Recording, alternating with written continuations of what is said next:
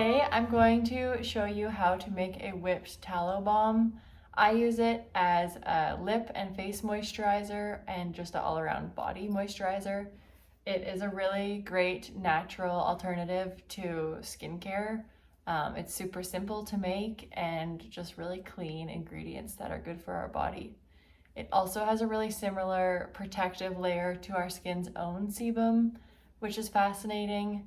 And yeah, a little bit goes a long way. It reminds me of the slugging trend, I guess, that was done with Vaseline, because it is so thick, and I guess getting into these colder months in Canada at least, it's really nice to have something that really hydrates the skin.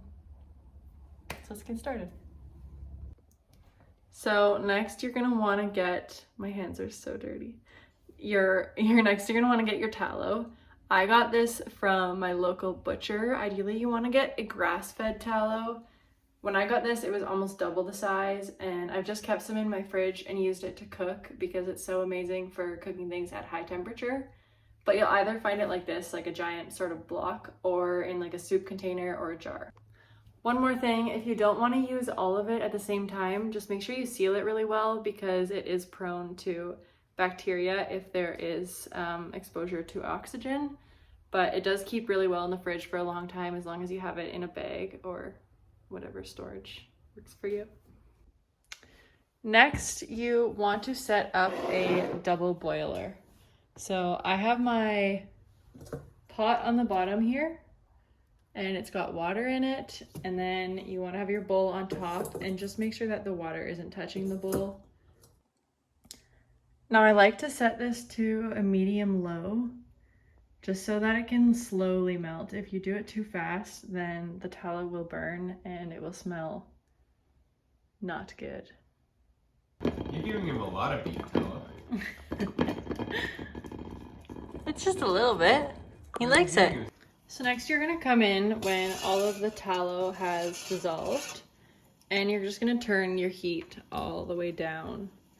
I like to use another carrier oil. So in this jar I have almond oil, but I've also used jojoba, or you can use olive or whatever you want to put on your skin. I will add a little bit of this oil. Now lastly, I like to add an essential oil. I love the smell of lemongrass.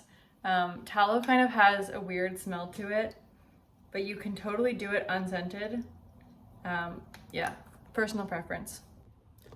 I really like to leave my tallow at room temperature just until it cools down to room temperature, and then I'll put it in the fridge for a little while before I go in and whip it. So it's just about getting it to the right consistency, sort of like a icing or chocolate ganache.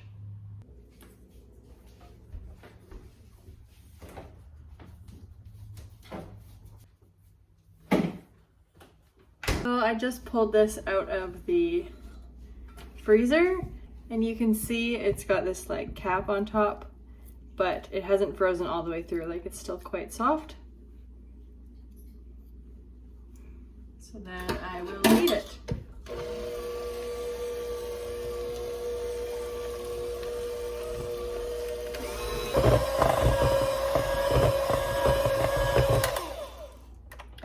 And then you're gonna wanna test this as you go. Because when it's not fully whipped, you have more of like an exfoliating grainy texture. So I would recommend whipping it for longer than you anticipate.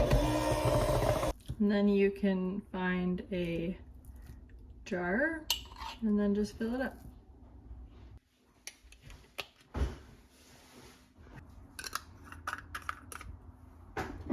Now for the product reveal.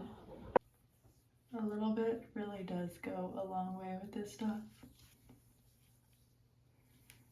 It also works great as a massage oil, or for like cracked hands in the winter. Talon always uses it because he works and his hands get super dry.